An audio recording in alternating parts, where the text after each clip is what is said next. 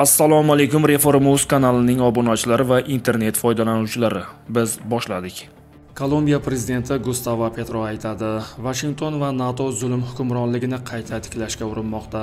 Dunyo xalqlarini va ularning armiyalarini birlashishga chaqiryapman. Falastin qutqarilishi kerak. Endi qoralash yetarli emas. Yo ozodlik, yo o'lim vaqti keldi.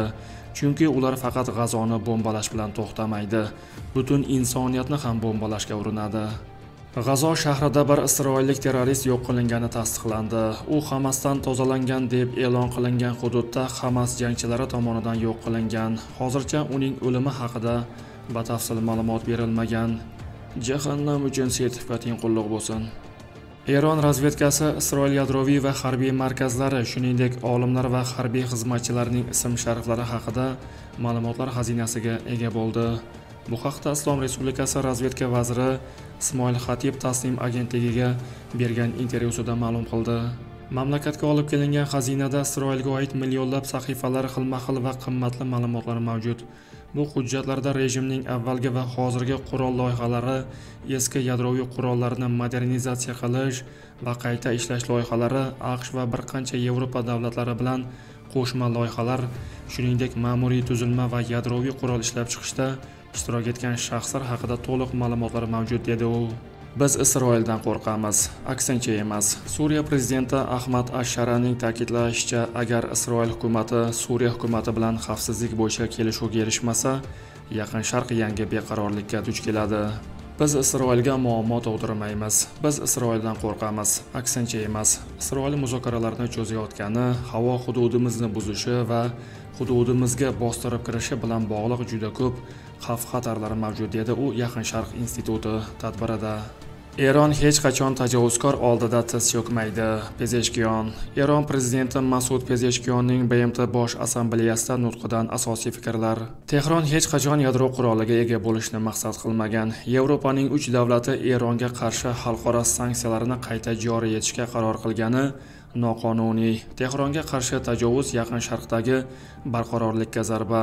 Dunyoda xavfsizlik kuch bilan emas, balki o'zaro hurmat, ko'p qirralilik va xalqaro huquq normalariga rioya qilish orqali ta'minlanadi.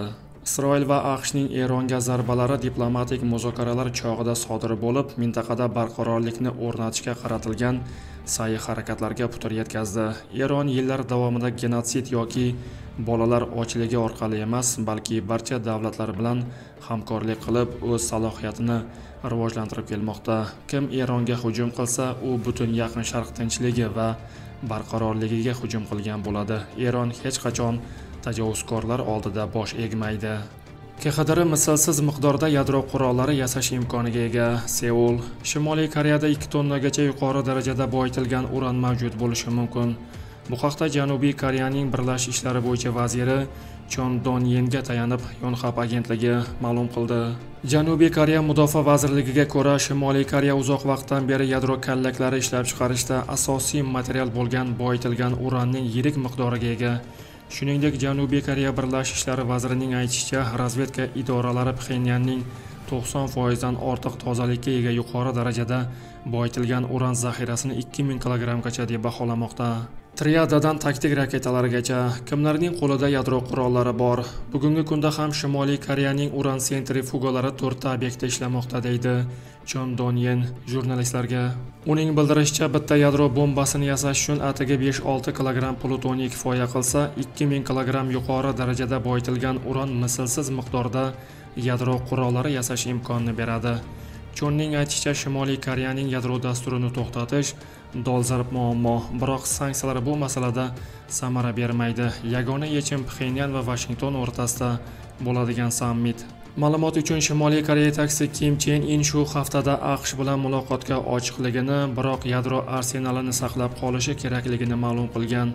KXDR 2006-yilda ilk yadro sinovini o'tkazgan va taqiqlangan qurol dasturlari uchun BMTning qator sanksiyalariga duchor bo'lgan. Mamlakat o'zining uran boyitish inshootlari tafsilotlarini o'tgan yil sentyabrgacha oshkor qilmagan.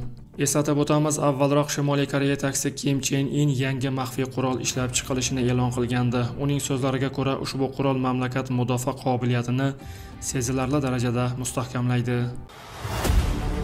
Video ostida o'z fikringizni qoldiring, haqorat qilmang. Reforma o'z voqealar rivojini yoritishda davom etadi. Video yoqqan bo'lsa, like bosishni unutmang. Kanalimizga obuna bo'lib, bizni kuzatishda davom eting. Salomat bo'ling.